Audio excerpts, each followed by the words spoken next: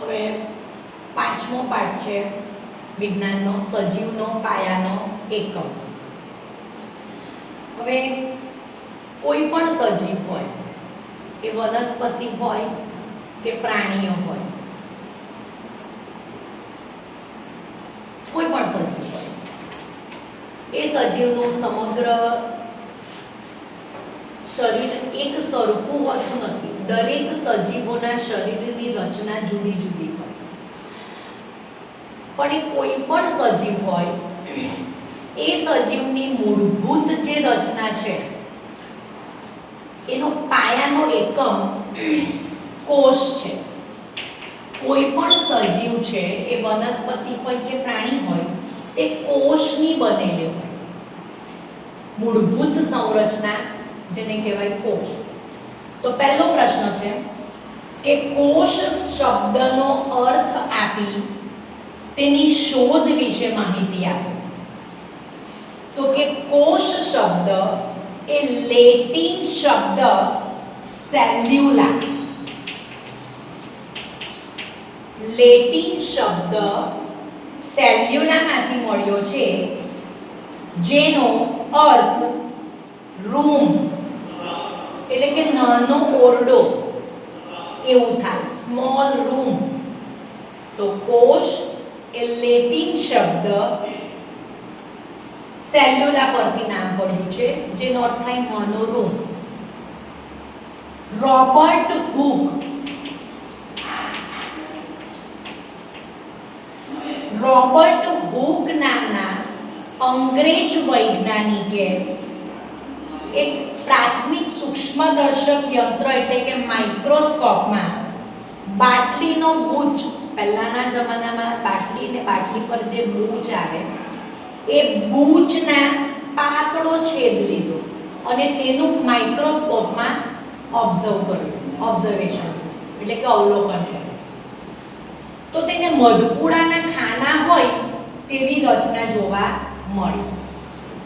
તો કોષ શબ્દ એ મૂળભૂત લેટિન શબ્દ સેલ્યુલા એટલે કે નાનો રૂમ એના પરથી થઈ.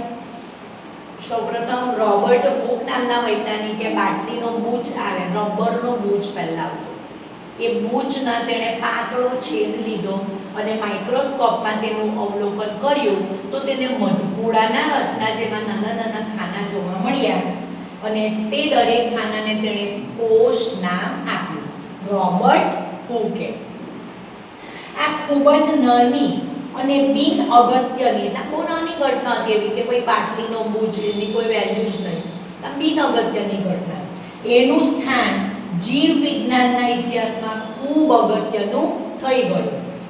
રોબર્ટ હુકે જોયું કે સજીવોમાં ભિન્ન ભિન્ન એકમો છે, સજીવોમાં પણ આવા ભિન્ન ભિન્ન એકમો છે અને આ એકમો માટે આજ સુધી જીવ વિજ્ઞાનમાં કોષ શબ્દનો ઉપયોગ થતો હોય છે.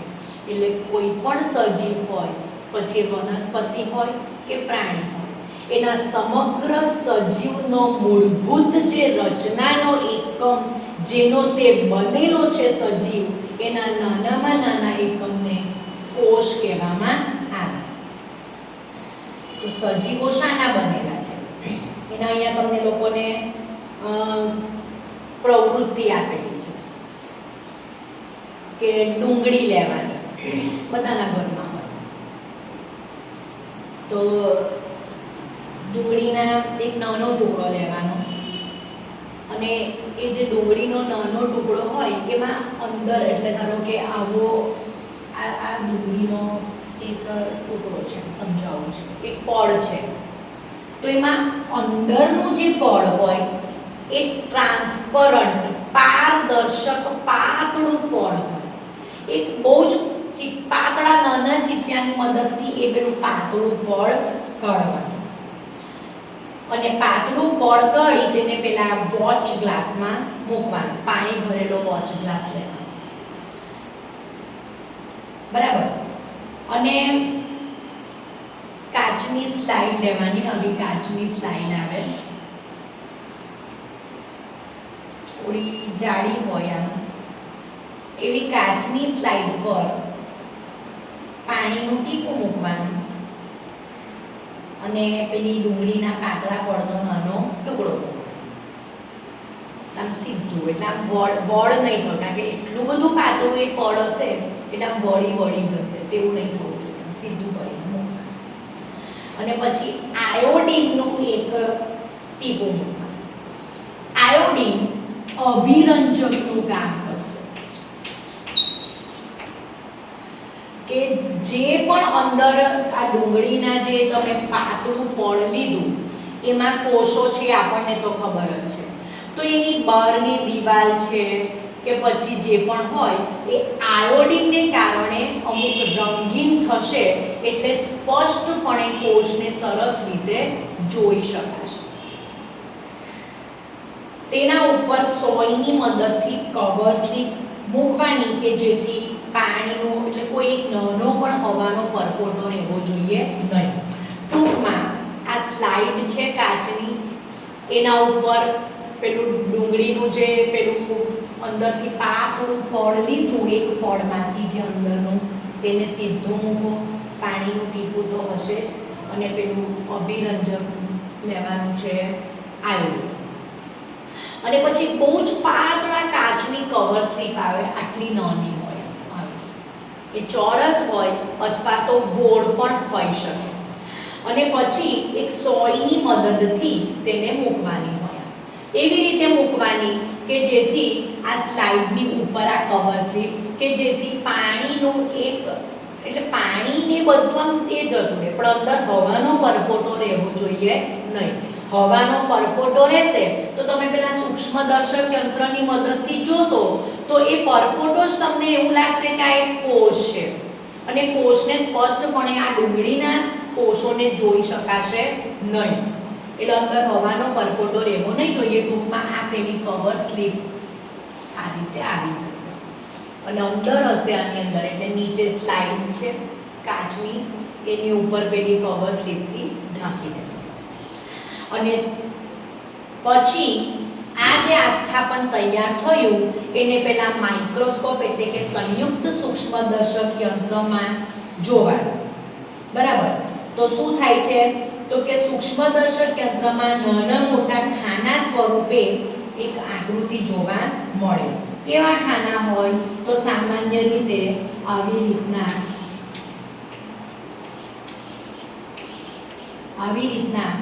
ખાના સ્વરૂપે તમને આકૃતિઓ જોવા મળે છે. આવી સેમ આ રચના જોવા મળશે. બરાબર,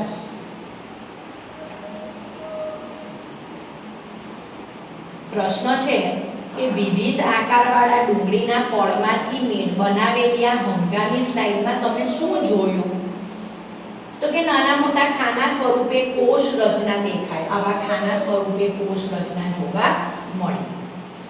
બરાબર, એક સરખી સંરચનાઓ તમને જોવા મળી કે પછી અલગ અલગ રચના મળી, તો કે બધી જે આ જે રચના છે તે મોટા ભાગે એક સરખી છે, અને કહ્યું છે કે આ બધી જ રચનાઓ મળીને ડુંગળીનું જે આવરણ છે તે બન્યું હશે.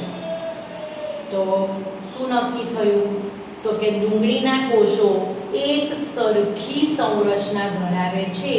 ડુંગળીના આકાર સાથે તેને પછી ડુંગળી નાની હોય, મોટી હોય, કે પછી ડુંગળીનો આકાર જુદો, ડુંગળી એટલે કાંડા, એનો આકાર જુદો જુદો હોય, ગમે તે ડુંગળી લો, તેનું એક પડ લો, પડની અંદરનો, ફરીથી કહું સમજાવું છું કે આ ધારો કે ડુંગળીનું એક પાતળું પડ કાઢ્યું તમે, અને અંદરથી તમે આ જે છે એમાં એક પાતળા સળિયાની મદદથી કે પછી ચીપિયાની મદદથી એકદમ પાતળું ટ્રાન્સપરન્ટ પડ કાઢવાનું.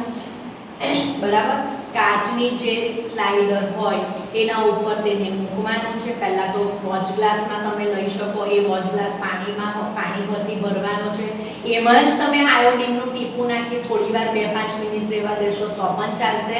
પછી તે કોષ છે જે પાતળી જે સ્કીન તમે લીધી છે એને સ્કીન કહી શકાય, એને તમારે આ સ્લાઇડ પર મૂકવાની. એના ઉપર તમારે કવર્સથી ઢાંકવાનું. ધ્યાન રાખવાનું છે કે પાણીનો પરપોટો, હવાનો પરપોટો રહેવો જોઈએ નહીં. જો હવાનો પરપોટો હશે તો તમને લોકોને કોષ જે જોવાનો છે તે બરાબર જોઈ શકાશે નહીં, હવાનો પરપોટો બહુ મોટો દેખાશે. તો તમને કેવી રચના જોવા મળે છે? તો આવી રચના જોવા. અભિરંજક કયું લીધેલું છે? તો અહીંયા તમને કહું છે કે આયોડિન લીધેલું છે. સામાન્ય રીતે હવે અહીંયા જે કહેશે તે આપણે કરીશું, બરાબર.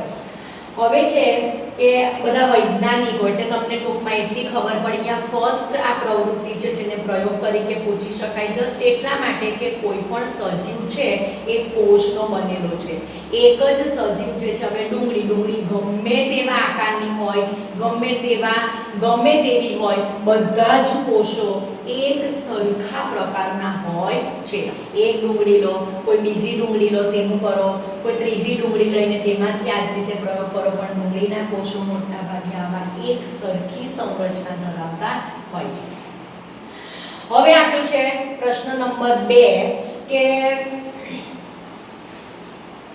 આ જે વૈજ્ઞાનિકોના નામ આપ્યા છે તે વૈજ્ઞાનિકોનો જીવ વિજ્ઞાનમાં ફાળો શું છે? સૌથી પહેલું છે રોબર્ટ હુક. રોબર્ટ હુક એક અંગ્રેજ વૈજ્ઞાનિક છે અને તેણે પોતે સૂક્ષ્મદર્શક યંત્ર બનાવ્યું અને તેમાં બૂચ એટલે બાટલીનો બૂચ, એ બૂચના નિર્જીવ કોષો તેણે જોયા. સજીવ પણ નહીં, કેવા કોષો જોયા? નિર્જીવ કોષો જોયા. અને બૂચની અવલોકન કર્યું એને પોતે બનાવેલા સૂક્ષ્મદર્શક યંત્રમાં, તો એને મધપૂડાના ખાના જેવી રચનાઓ જોવા મળી અને આ વૈજ્ઞાનિકે સૌપ્રથમ કોષ નામ આપ્યું. જે ખાનાઓ હતા એને તેણે શું નામ આપ્યું? કોષ નામ આપ્યું. બીજો વૈજ્ઞાનિક છે લ્યુવેનહોફ. બીજા વૈજ્ઞાનિક છે લ્યુવેનહોફ, બરાબર. આ લ્યુવેનહોફે શું કર્યું? તો કે આ વૈજ્ઞાનિકે જાતે સૂક્ષ્મદર્શક યંત્ર બનાવ્યું. જો જે તે વૈજ્ઞાનિક છે તેણે પોતે જાતે સૂક્ષ્મદર્શક યંત્ર પણ બનાવ્યું છે. તો જાતે જ સૂક્ષ્મદર્શક યંત્ર બનાવી તેમાં સૌપ્રથમ વખત બેક્ટેરિયા સહિત ઘણા બધા સૂક્ષ્મજીવોનો તેમણે અભ્યાસ કર્યો. તો પહેલા કોણ હતા? Robert hook.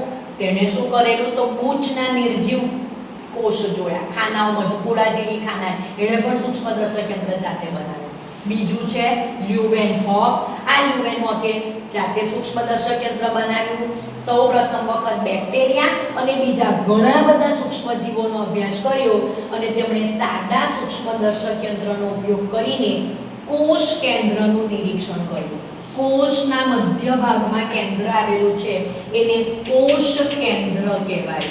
તો સૌપ્રથમ કોષ કેન્દ્રનું નિરીક્ષણ લ્યુવેનહોફ નામના વૈજ્ઞાનિકે કર્યું. ત્યાર પછી આવે છે રોબર્ટ બ્રાઉન. રોબર્ટ બ્રાઉને શું કર્યું? તો કે આ વૈજ્ઞાનિકે વનસ્પતિ કોષમાં લાક્ષણિક ગોળાકાર કાયને કોષ કેન્દ્ર તરીકે વર્ણવ્યું. આ જે રોબર્ટ બ્રાઉન નામના વૈજ્ઞાનિક છે એમણે વનસ્પતિ કોષનો જે વચ્ચેનો જે લખ્યું છે કે લાક્ષણિક ગોળાકાર કાય શબ્દ યુઝ કર્યો છે, તેને એણે કોષ કેન્દ્ર છે એવું કહ્યું. પણ સૌપ્રથમ વખત કોષ કેન્દ્રનું કોણે જોયું? તો ઉપરનો છે સાદા કોષ કેન્દ્રનું નિરીક્ષણ કર્યું લ્યુવેનહોફે. ત્યાર પછી વનસ્પતિ કોષમાં કોષ કેન્દ્ર કોણે જોયું? તો કે રોબર્ટ બ્રાઉન. ત્યાર પછી છે પર્કિન્જે.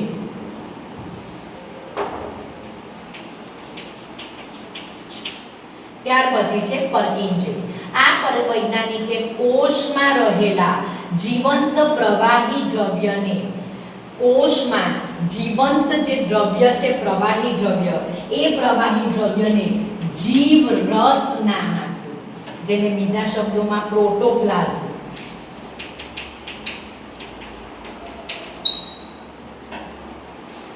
પ્રોટોપ્લાઝમ નામ જીવરસ. પ્રોટોપ્લાઝમ, અંદર તો પ્રોટોપ્લાઝમ કહું છે, જીવરસને બ્રેકેટમાં લીધું છે. તો પર્કિન્જે સૌપ્રથમ જીવંત જે પ્રવાહી છે કોષમાં એને પ્રોટોપ્લાઝમ એટલે કે જીવરસ નામ આપ્યું. ત્યાર પછી છે સ્લેઇડન અને શ્વાન. શ્વાન પણ કહેવાય. સ્લેઇડન અને શ્વાન. આ સ્લેઇડન અને શ્વાને કોષવાદ રજૂ કર્યો. તેમના મતે બધી જ વનસ્પતિઓ અને બધા જ પ્રાણીઓ કોષોના બનેલા છે અને કોષ એ સજીવનો પાયાનો એકમ છે. તો સૌપ્રથમ કોષવાદ રજૂ કર્યો કે દરેક વનસ્પતિઓ અથવા તો દરેક સજીવો કોષના બનેલા છે અને કોષ એ સજીવનો પાયાનો એકમ છે એવી સૌપ્રથમ રજૂઆત શ્લેડન અને શ્વોન નામના વૈજ્ઞાનિકે રજૂ કરી. ત્યાર પછી આવે છે વિર્શોવ. આ જે વિર્શોવ નામના વૈજ્ઞાનિક છે તેણે આધુનિક કોષવાદ રજૂ કર્યો. આધુનિક કોષવાદ વિર્શોવે રજૂ કર્યો અને શું સમજાવ્યું કે પૂર્વ અસ્તિત્વ ધરાવતા એટલે પહેલા હયાત હોય પહેલા અસ્તિત્વ ધરાવતા કોષમાંથી જ નવા સજીવનું સર્જન થાય. નવો સજીવ આમ કુદરતી અચાનક રીતે ઉત્પન્ન થતો નથી. પહેલા કોષ હોય એ કોષમાંથી જ બીજો કોષ બને અને નવા સજીવનું સર્જન થાય છે એવું વિર્શોવ નામના વૈજ્ઞાનિકે રજૂ કર્યું. કોષવાદ આણે આપ્યો, આધુનિક કોષવાદ વિર્શોવે. ત્યાર પછી છે કેમિલો ગોલ્ગી.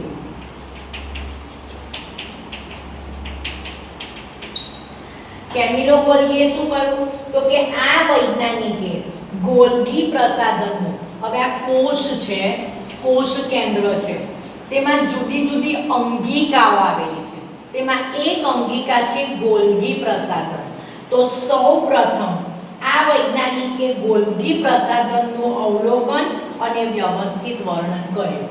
તો ફરીથી કોષમાં ગોલ્ગી પ્રસાધન નામની અંગિકાનું સૌપ્રથમ અવલોકન કરીને વિગતવાર સમજૂતી આપી કેમિલો ગોલ્ગી. અત્યારે ભણી રહ્યા છે કે આ કોષની શોધ થઈ. સમજો કશું આપણે તો સમજીએ છીએ, શોધ થઈ ગઈ, આપણને સમજાવે તો આપણે જેમ તેમ સમજીએ છીએ, પણ વસ્તુ હયાત જ નથી, છે જ નહીં અને તેને શોધવાનું છે. તો એ શરૂઆતથી સૌ પહેલા રોબર્ટ હુક અને ત્યાર પછી આ લ્યુમેનહોફ, રોબર્ટ બ્રાઉન, પર્કિન્જે, સ્લાઇડન અને શ્વોન, વિર્શોવ અને કેમિલો કયા વૈજ્ઞાનિકોએ ક્રમશઃ શાની શોધ કરી એના વિશે અહીંયા આપેલું છે. જ્યારે લખ્યું છે કે બુકમાં એટલે કે પાઠ્યપુસ્તકમાં તો આ જે છે મુદ્દો આ તે ફક્ત જાણવા માટેના મુદ્દા તરીકે જ તેનો ઉપયોગ કરાયો છે, પણ તમને પૂછી શકાય. તો આ છે પ્રશ્ન નંબર 2. કાળજીથી વાંચજો અને કાળજીથી સાંભળજો તો જ આવડશે, નહીં તો નહીં આવડે. હવે છે પ્રશ્ન નંબર 3 કે એકકોષી અને બહુકોષીય સજીવોની માહિતી આપો. એકકોષી અને બહુકોષીય સજીવ. હવે સમજો કે એટલી તો ખબર પડી કે કોઈ પણ સજીવ હોય એનો મૂળભૂત પાયાનો એકમ કોષ છે. સજીવ નાનો દેખાતો હોય કે સજીવ મોટો દેખાતો હોય કે પછી દેખાતો જ નહીં હોય. ઘણા એવા સૂક્ષ્મ સજીવો છે જે આપણે નરી આંખે જોઈ શકતા નથી. એવા સજીવો કે જેને ફક્ત સૂક્ષ્મદર્શક યંત્ર નીચે જ જોઈ શકાય.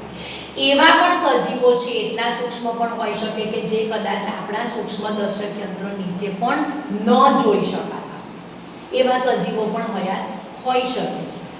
તો સજીવો છે આપણે તો કેવા છે કે ભાઈ દેખાય છે, બરાબર, એક કોષના હોય. એવા પણ છે કે નથી જોઈ શકાતા. બેક્ટેરિયા, અત્યારે હવામાં અસંખ્ય સૂક્ષ્મજીવો, બેક્ટેરિયા, વાયરસ બધું હશે જે આપણે નરી આંખે જોઈ શકતા નથી, પણ જેને જોવા માટે સૂક્ષ્મદર્શક યંત્રની જરૂર પડતી હોય. તો અમુક સજીવો એવા છે કે જે એક જ કોષના બનેલા છે. એક જ કોષ દ્વારા શરીરની બધી જ ક્રિયાઓ થતી હોય. તો ઘણા બધા સજીવો એવા છે કે જે વધારે કોષોના બનેલા છે, તેને બહુકોષીય કહેવાય. તો અત્યારે જોવાનું છે કે એકકોષીય અને બહુકોષીય સજીવોની માહિતી આપો. તો કે સજીવો જેમાં એકકોષીય અને બહુકોષીય, બરાબર. તો એકકોષી સજીવોમાં બેક્ટેરિયા, ક્લેમિડોમોનાસ, અમીબા, પેરામીશિયમ લગતી નથી. એકકોષી સજીવો જેમાં બેક્ટેરિયા, મોટા ભાગના બેક્ટેરિયા આવી જાય, ક્લેમિડોમોનાસ, અમીબા પ્રજીવ છે, પેરામીશિયમ એ પ્રજીવ છે, બરાબર. તેની લાક્ષણિકતા કઈ? તો કે એક જ કોષ બધા જ કાર્ય કરે અને સંપૂર્ણ સજીવ તરીકે વર્તે. એક જ કોષનું એ સજીવનું શરીર બનેલું છે, સમગ્ર શરીર એક જ કોષનું બનેલું છે.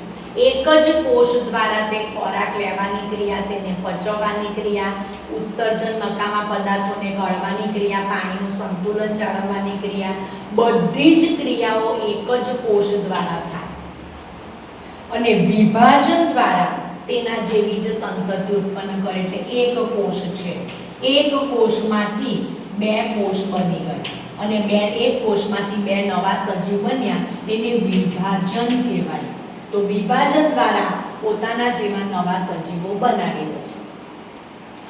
હવે બહુકોષીય સજીવો, તો કે એક જ સજીવના શરીરમાં ઘણા બધા કોષો ભેગા મળે અને જુદા જુદા કાર્ય કરવા માટે પેશી, અંગ અથવા તો અંગ તંત્રની રચના કરે.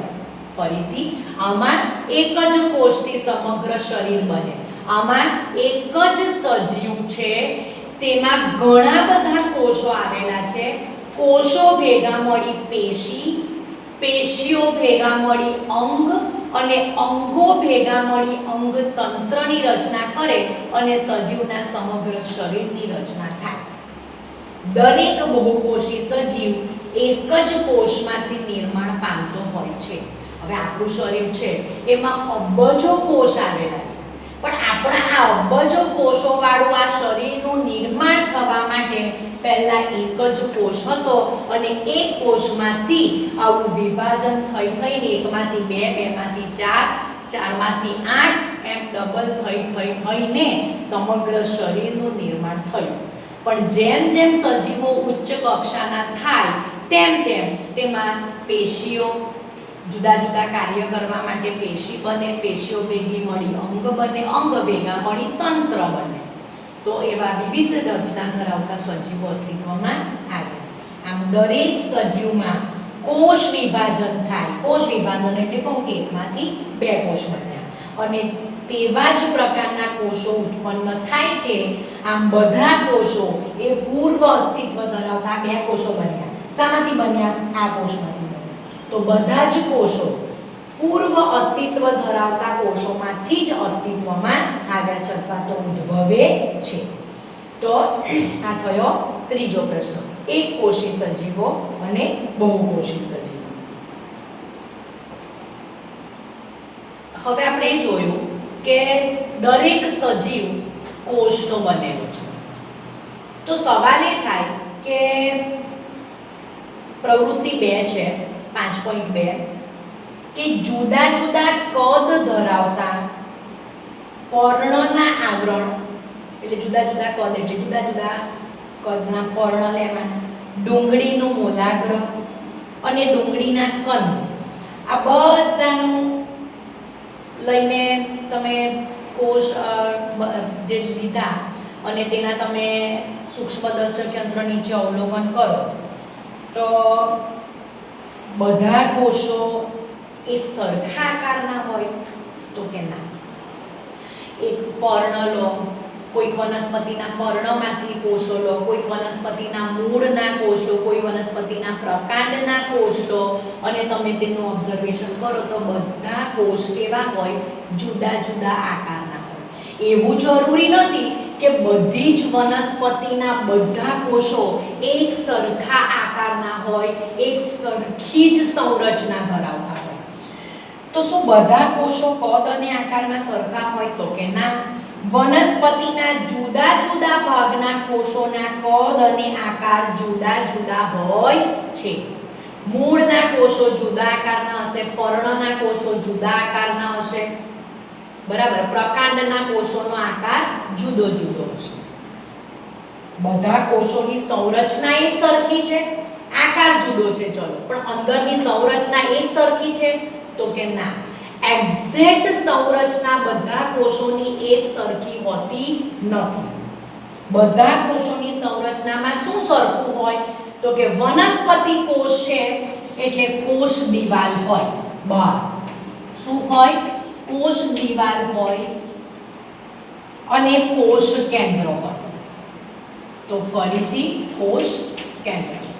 ગમે તે વનસ્પતિ કોષ લો, એ મૂળનો હોય, એક વનસ્પતિનો લો, કોઈ બીજી વનસ્પતિનો લો, નિર્જીવ કોષ દિવાલ હોય અને વચ્ચે કોષ કેન્દ્ર હોય.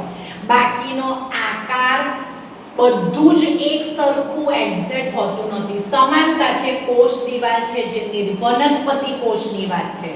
વનસ્પતિ કોષમાં કોષ રસ જે છે એની ફરતે નિર્જીવ કોષ દિવાલ આવેલી હોય. આ કોષ રસ પટલ જે છે એની બહાર નિર્જીવ કોષ દિવાલ આવેલી હોય. એ શાની બનેલી છે? તે પછી મોટા ભાગે તે સેલ્યુલોઝની બનેલી હોય અને અંદર કોષ કેન્દ્ર હોય. હજી છે વનસ્પતિ દેહના વિભિન્ન ભાગોમાંના કોષો વચ્ચે ભિન્નતા પારખી શકાય, જોઈ શકાય કે શું જુદાપણું છે? તો કે હા, સ્પષ્ટપણે જોઈ શકાય છે.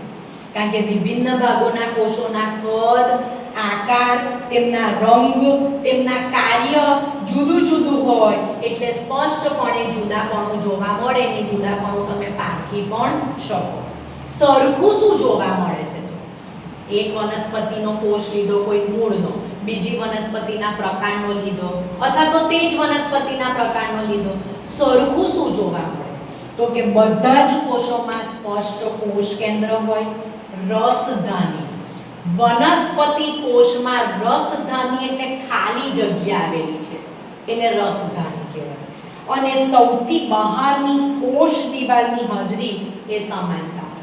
ટૂંકમાં બધા જ વનસ્પતિ કોષમાં સમાનતા છે. બહારની કોષ દિવાલ, રસધાની અને કોષ કેન્દ્ર.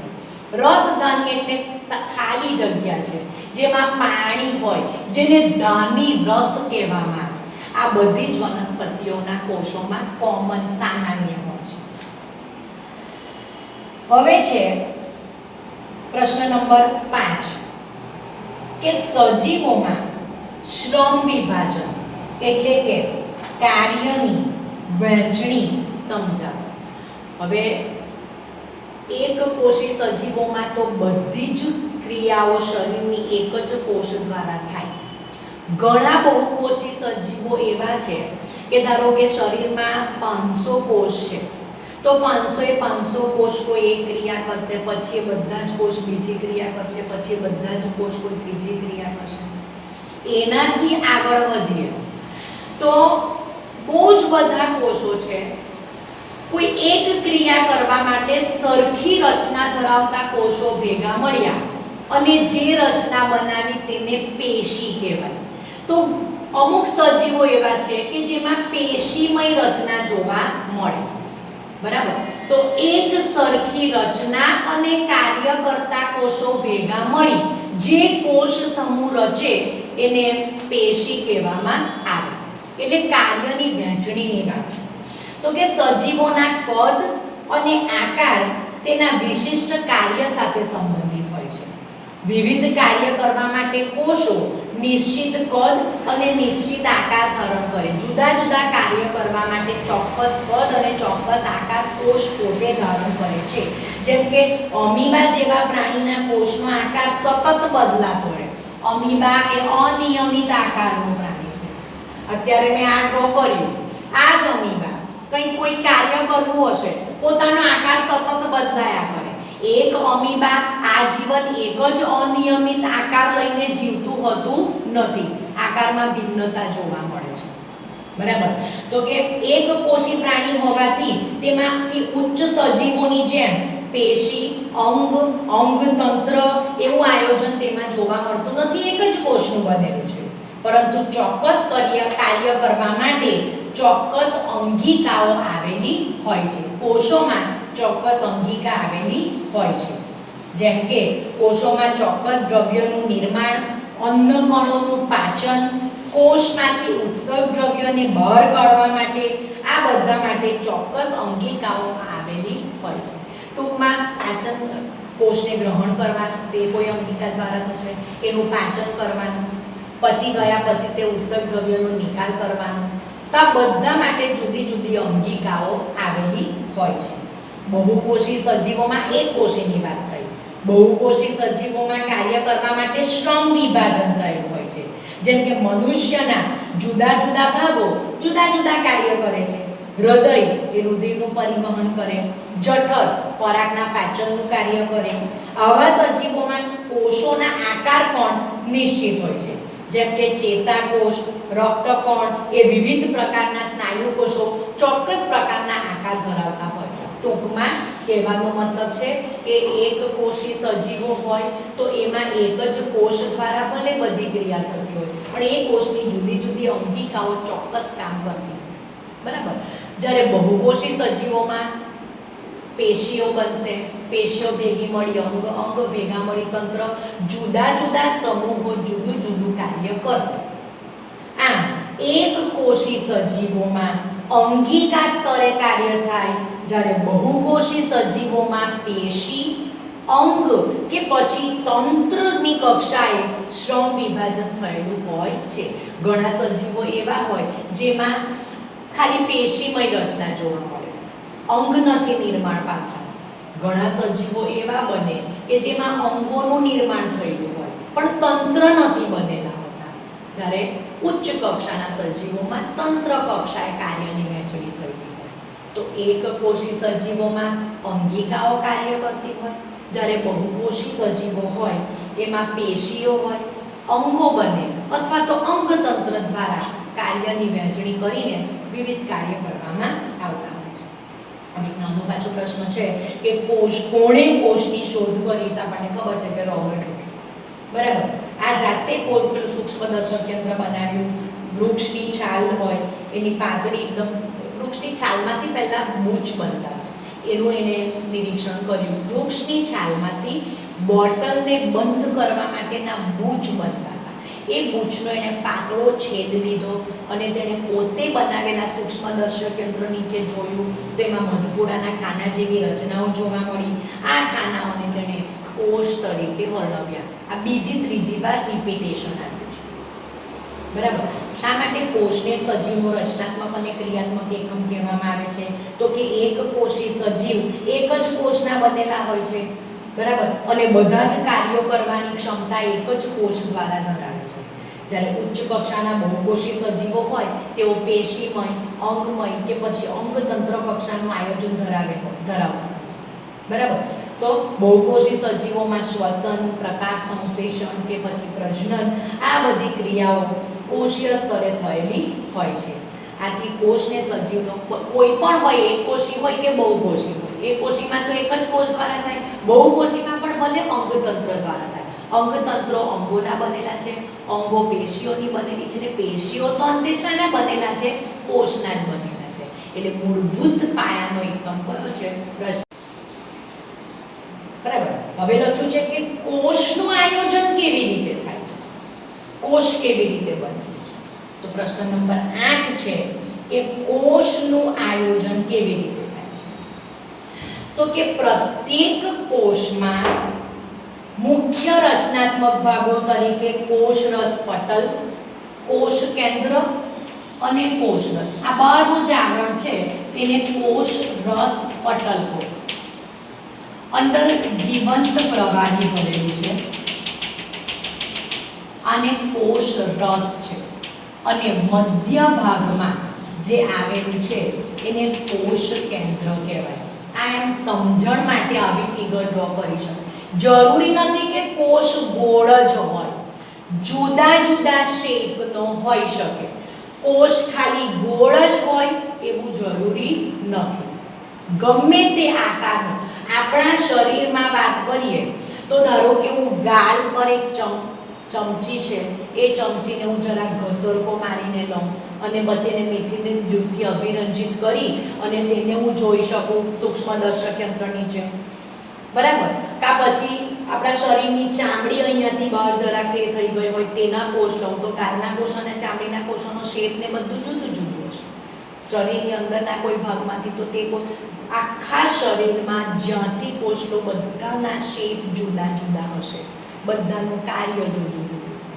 અત્યારે તો વાત છે કે પ્રત્યેક કોષમાં મુખ્ય રચનાત્મક ભાગોમાં કોષરસ પટલ હોય, કોષ કેન્દ્ર હોય અને કોષરસ જે પ્રવાહી ભાગ છે તે.